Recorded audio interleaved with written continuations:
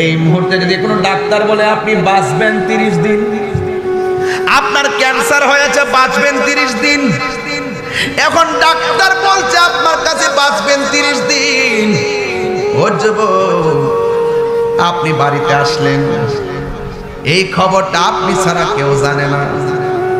বাড়িতে আসার পরে বাপে ডাক দিয়া কই এইভাবে আর কতদিন চলবি? এমনি কি চলবো নাকি? এইভাবে কি জিন্দেগি চলবো নাকি? সেই দিন আপনি বাবার সঙ্গে রাগ করবেন না, আপনি বলবেন ঠিক আছে বাবা ভুল হইছে, দোয়া করেন। মা জামাইয়ের কাছে যাওয়ার পরে মা বলে পুত্র একটু চাইলে খায়ালো, ফুতে মনে মনে কইব মনে হইছে না আমার মা আমার শেষ খাওয়ানটা খাওয়াইতেছে। বন্ধুর কাছে যাওয়ার পরে বন্ধুরা বলবে কি রে দোস্ত কি খবর? আছি দোস্ত কোনরকম। এখন 30 দিনের ভিতরে তার কোনো অভিযোগ নাই, একটাই শুধুমাত্র চিন্তা কোন দিন আজরাইল ঘরে চলে আসে। কথা বলেন ঠিক কিনা? এখন 30 দিনের পরে স্টেপ বাই স্টেপ মার কাছে বাবার কাছে বন্ধুর কাছে নামাজে কালামের সুযোগ পাইলেন, কিন্তু আপনাকে বুঝতে হবে 30 দিন নয়, এই মুহূর্তে মৃত্যু হতে পারে কি পারে না। এই জন্য আমার নবী বলেন সব সময় মৃত্যুর জন্য প্রস্তুত থাক। মাঝে মাঝে গোসল করাইলে মরণ মৃত্যু মানুষটারে গোসল করাইলে তার গোসলটা দেখতে যাইও। ডানে কাত করে শক্ত শরীরটা গোসল করায়, বামে গোড়ায় গোসল করায়, একদম চুপচাপ পড়ে আছে।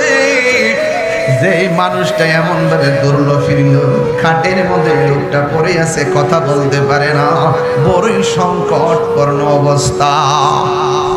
নারায়ণগঞ্জের মসজিদ থেকে খাটটা এসে পড়ছে,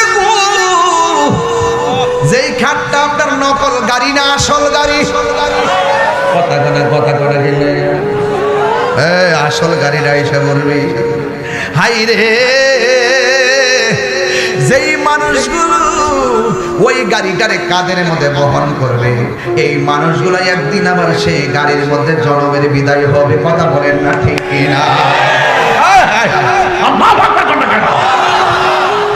এই বাবা সাদা কাপড়টা নারায়ণগঞ্জের দেওবুক থেকে কিনে আনলেন, যশোর থেকে কিনে আনলেন, এমপির গায়ে যেই কাপড়টা লাগাইব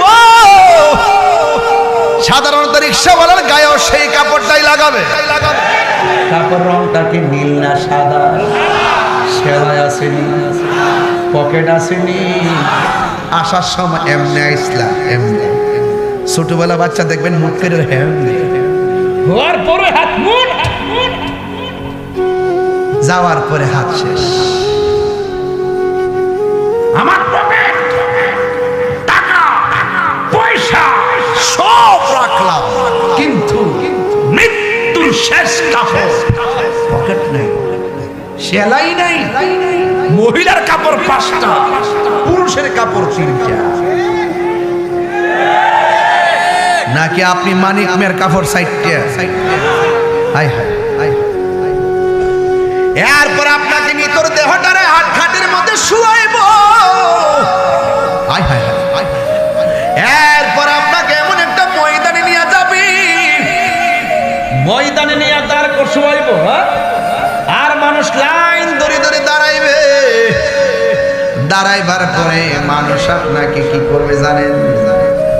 সব মানুষ লাইন ধরে দাঁড়াবে, আর একজন লোক দাঁড়াইব, দাঁড়ায় বলবো মরহুমের লাশ আমার বাগিনা হয়, আমার বাগিনা আপনাদের সঙ্গে দীর্ঘদিন চলাফেরা করছে, চলাফেরার মধ্যে যদি কোনো ভুল বিয়াদবি কইরা থাকে মাফ করে দিয়া, যদি কেউ ফাওনা দাওনা থাকে আপনার কাছে বলবেন আমরা দিয়ে দিব। আর দূর দূরান্তের যারা আসছেন মিয়ার বাড়িতে চাইলে ডাইল ভাত খেয়ে যাবেন, এতরিত আর কিছু আছে? এই জন্য যারা কষ্ট দিচ্ছেন তাড়াতাড়ি মাপ চান। এমনও হতে পারে মৃত্যুর দাওয়া খেয়ে তার কাছে ক্ষমা চাওয়ার সময় না হতে পারে। আমি ওয়াজের মধ্যে বলছি, প্রথম 2টা গুনাহ আল্লাহ কখনোই মাফ করবে না, একটা শিরক, একটা বান্দার হক মেরে যারা খায়। বাপ মারা গেছে